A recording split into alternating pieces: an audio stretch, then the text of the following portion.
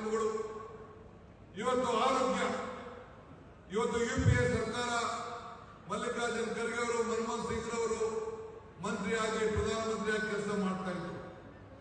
ಕೊಟ್ಟಂತ ಕಾರ್ಯಕ್ರಮಗಳು ಉದ್ಯೋಗ ಖಾತ್ರಿ ಇರ್ಬೋದು, ಉದ್ಯೋಗ ಶಿಕ್ಷಣ ಇರ್ಬೋದು, ಇವತ್ತು ಅರಣ್ಯದಲ್ಲಿ ಜಮೀನನ್ನ ಕಾಯಂ ಮಾಡುವಂತ ಇರ್ಬೋದು, ಯಾವುದೇ ಆಗಲಿ ಕಾಂಗ್ರೆಸ್ ಸರ್ಕಾರಗಳು ಬಂದಂತ ಸಂದರ್ಭದಲ್ಲಿ ಜನರ ಬದುಕಿಗೋಸ್ಕರ, ಹೊಟ್ಟೆ ಪಾಡಿಗೋಸ್ಕರ, ಗ್ರಾಮೀಣ ಪ್ರದೇಶದ ಜನರಿಗೆ ಸಾಮಾಜಿಕವಾಗಿ ಆರ್ಥಿಕವಾಗಿ ಶಕ್ತಿಯನ್ನು ಕೊಡುವಂತಹ ಕಾರ್ಯಕ್ರಮಗಳನ್ನು ರೂಪಿಸಿಕೊಂಡು ಕಾನೂನನ್ನ ತಿದ್ದುಪಡಿಯನ್ನು ಮಾಡಿಕೊಂಡು ನಿಮ್ಮ ಬದುಕಿನಲ್ಲಿ ಒಂದು ಬದಲಾವಣೆ ತರುವಂತ ಕೆಲಸವನ್ನು ನಾವು ಮಾಡ್ತಾ ಇದ್ದೇವೆ.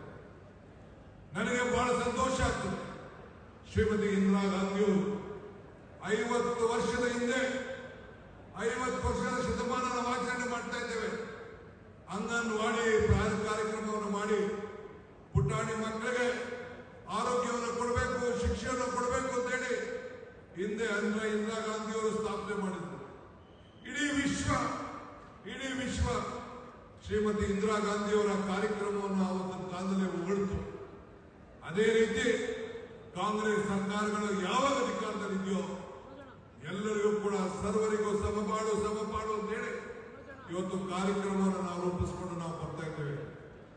ಇವತ್ತು ಈ ಭಾಗದ ನಮ್ಮ ನಾಯಕರುಗಳಂತ ಮಲ್ಲಿಕಾರ್ಜುನ್ ಖರ್ಗೆ ಅವರ ಸಾಹೇಬರ ನಾಯಕತ್ವದಲ್ಲಿ, ಸಿದ್ದರಾಮಯ್ಯನವರ ಮುಖಂಡತ್ವದಲ್ಲಿ, ಪ್ರಿಯಾಂಕಾ ಖರ್ಗೆ ಅವರು, ಶರಣ್ ಪ್ರಕಾಶ್ ಪಾಟೀಲ್ ಅವರು, ನಮ್ಮ ಅಜಯ್ ಸಿಂಗ್ ರವರು,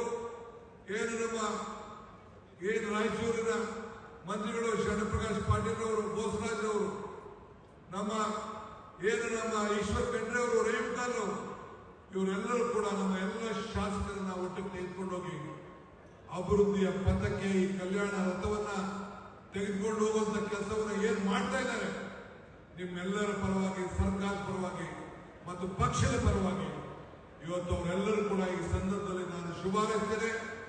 ಅವರ ಜೊತೆಯಲ್ಲಿ ನಿಲ್ಲಬೇಕು, ಸಾಮಾಜಿಕವಾದಂತಹ ನ್ಯಾಯವನ್ನು ಕೊಡಬೇಕು ಅಂತೇಳಿ ಮಲ್ಲಿಕಾರ್ಜುನ್ ಖರ್ಗೆ ಅವರು, ಬಿಜೆಪಿಯವರು ಟೀಕೆ ಟಿಪ್ಪಣಿ ಮಾಡ್ತಾ ಇದ್ರು.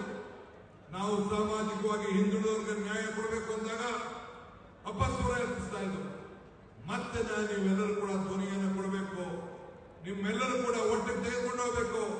ರಾಹುಲ್ ಗಾಂಧಿ ಅವರ ಚಿಂತನೆ, ಮಲ್ಲಿಕಾರ್ಜುನ್ ಖರ್ಗೆ ಅವರ ನಾಯಕತ್ವಕ್ಕೆ ಮತ್ತೆ ಜೀವನ ಕೊಡಬೇಕು ಅಂತೇಳಿ ನಾವು ಮತ್ತೆ ಸೆನ್ಸಸ್ ಅನ್ನ ಮತ್ತೆ ಪ್ರಾರಂಭ ಮಾಡಬೇಕು.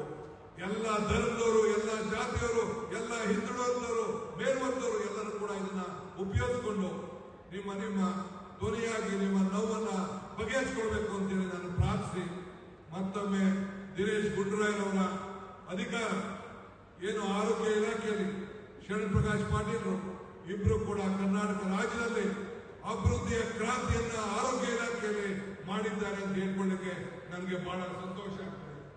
ಈ ಹಿನ್ನೆಲೆಯಲ್ಲಿ ತಾವೆಲ್ಲ ಕೂಡ ಆಶೀರ್ವಾದ ಮಾಡಬೇಕು, ಬೆಂಬಲವನ್ನು ಕೊಡಬೇಕು. ಈಗ ತಮ್ಮನ್ನು ಉದ್ದೇಶಿಸಿ ಮಲ್ಲಿಕಾರ್ಜುನ್ ಖರ್ಗೆ ಸಾಹೇಬರು ಮಾತಾಡ್ತಾರೆ ಅಂತ ಹೇಳಿ ನನ್ನ ಮಾತನ್ನು ಮುಗಿಸ್ತೇನೆ. ಜೈ ಹಿಂದ್, ಜೈ ಕರ್ನಾಟಕ.